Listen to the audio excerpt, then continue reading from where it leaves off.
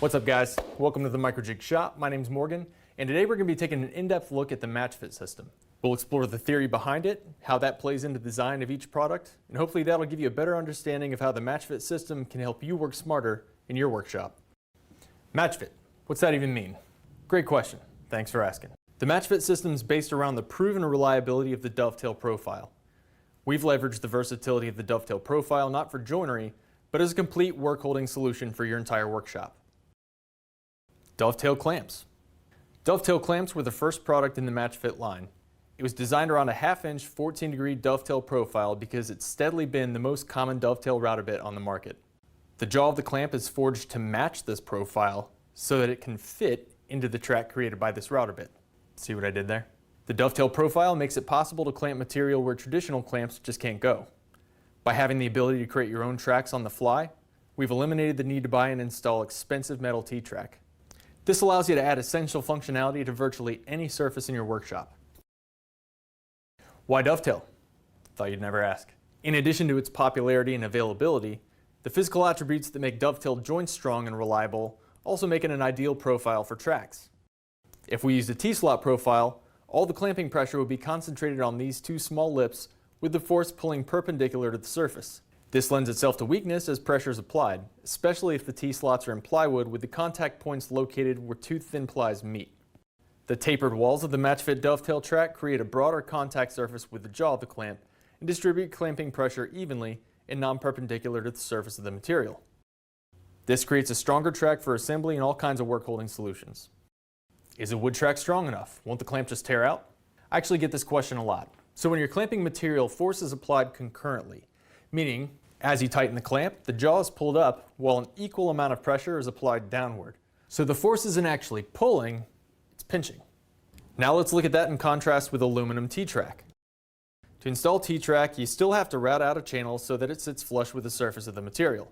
Standard T-track has a standard interior depth of 3/8 of an inch, leaving very little material to secure the track in place. That means you have to use very small screws.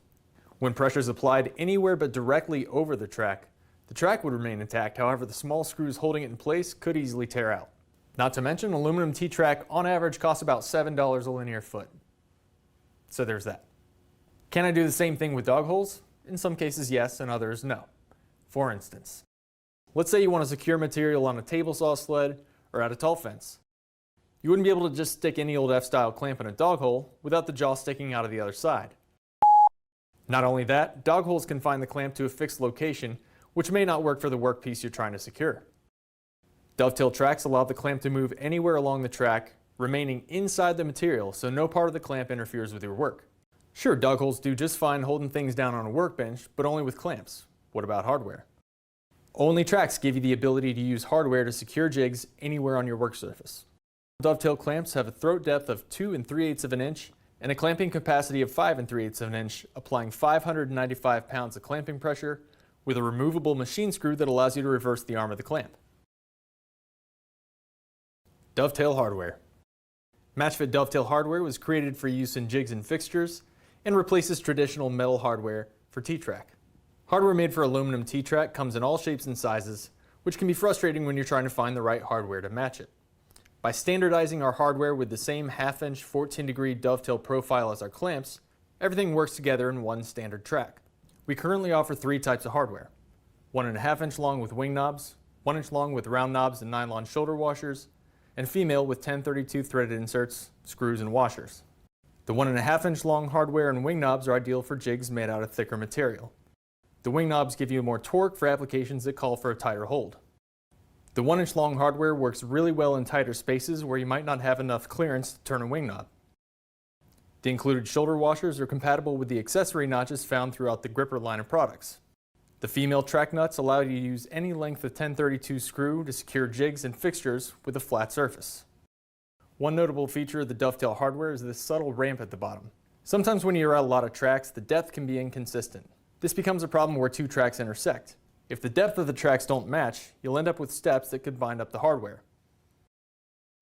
The ramp lets hardware pass over those small steps with ease. When using dovetail hardware in a grid of intersecting tracks, you can cut slots in your jig that allows you to rotate it 360 degrees. This isn't necessarily a new concept, but historically this would need to be done with intersecting T-track. Installing T-track intersections is tedious and expensive, whereas with the MATCHFIT system you can create your own grid of tracks with just a router bit. Dovetail router bit. The MATCHFIT system was designed around a standard half-inch 14-degree dovetail profile. Although this bit from any manufacturer will work, we made some improvements to the profile and started making our own. One key feature of our dovetail router bit is the built-in roundovers. We added a 1/16 inch radius to the top because a regular dovetail bit, although perfect for joinery, wasn't ideal for creating clamp tracks. The tapered profile cuts to a sharp point, and even a brand new super sharp bit will leave behind fibers that need to be sanded off. So if you're routing a bunch of tracks, that'll eat up a lot of valuable shop time. Not only does it eliminate the need for sanding, it removes sharp edges that could potentially bind up material sliding across the top. You'll notice that the top radius doesn't completely round off. What this does is create a 30,000ths of an inch depth tolerance, so the narrowest part of the track will remain constant. Because it doesn't completely round off, you avoid creating a step where a normal radius would end. We call this flare edge technology. There's also a 1/32 inch roundover at the bottom to strengthen the track structurally by removing less material. Dado stop. The dado stop makes fast, incredibly accurate cross-cut dados with a standard saw blade without the need for a stacked dado set. The theory behind the dado stop is to set the width of the dado cut by registering off of the width of the material while simultaneously accounting for the exact curve of the blade. This eliminates the need to install a stacked dado set and experiment with a bunch of shims. Simply template the blade's kerf, either with a setup gauge or with a scrap piece of MDF. Once you have a template of your kerf, you set leg number 2. With leg number 2 set to account for the blade's kerf, leg number 3 is set to the width of the inlay material. Just use a setup gauge or a simple square. You'll notice a gap between the square and leg number 1. This is your kerf. When you cut one side of the dado, the blade will remove material equal to the width of that gap. Make your first cut by registering off leg number 1, your second cut by registering off leg number 3. Then clear the waste out of the middle in a few passes. This is great for cutting lap joints or decorative inlays. The dado stop's also very helpful for calibrating your fence scale. The fixed leg number 1 is exactly 3 inches long. When clamped to the fence, you can touch leg number 1 to the blade and adjust your fence scale to read 3 inches. And as if that wasn't enough, you can also use the dado stop as a cross-cutting spacer. Since we know that the fixed leg of the dado stop is exactly 3 inches long, just add 3 inches to the measurement you want to cut when setting the fence. Setup gauge. The setup gauge was originally created as an accessory for the dado stop. It records a template of the blade's exact kerf, making the dado stop setup faster and more accurate. Because the setup gauge is molded out of plastic, it retains its shape despite seasonal temperature and humidity changes. When you cut it, the setup gauge becomes a permanent, precise template of the kerf cut by that specific blade on that specific saw. The dado stop is used with a miter gauge for cross-cut dados. However, by accounting for the blade kerf and registering off the actual inlay material, we recently discovered that it can be used to cut long dados with a rip fence based on the same principle. Here's how you can cut long dados using the fence instead of short cross-cut dados with a miter gauge. Trim the kerf out of the left side of the setup gauge instead of the right side where it would normally be cut. Put a scrap piece of the inlay material against the fence crossbar with the trimmed section of the setup gauge touching the other side and clamp the setup gauge to the fence rail. Cut the first shoulder of your dado. Move your fence so that it's touching the untrimmed portion of the setup gauge. Then cut the other shoulder, then trim out the middle in a few passes.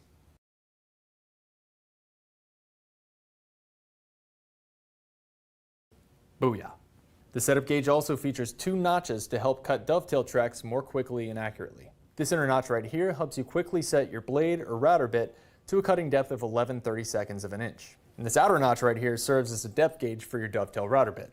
The MATCHFIT dovetail router bit has a laser cut depth guide for setting cutting depth, but if you're using a dovetail bit from any other brand, this notch makes setting your cutting depth much faster and more accurate. 1/4 inch relief bit. The MATCHFIT 1/4 inch relief router bit is used to create a 1/4 inch wide, 11/32 of an inch deep relief groove prior to cutting dovetail tracks. Cutting a 1/4 inch wide relief groove at this depth removes 55% of the waste material, putting less stress on and extending the lifespan of your dovetail router bit. Unlike any other 1/4 inch diameter router bit, this one features a 1/32 inch roundover at the top of the profile. This roundover follows the profile of the MATCHFIT dovetail router bit, ensuring proportional material removal. It's also helpful for reducing fuzz and tear out at the top of the tracks when using a dovetail router bit from another manufacturer. However small it may seem, those fibers can create an uneven surface, resulting in a depth variance when cutting dovetail tracks. It also features a 3-degree up-shear carbide.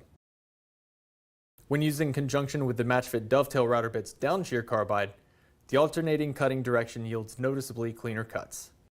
Now let's look at some use cases where the MATCHFIT system can improve your workflow on common day-to-day tasks.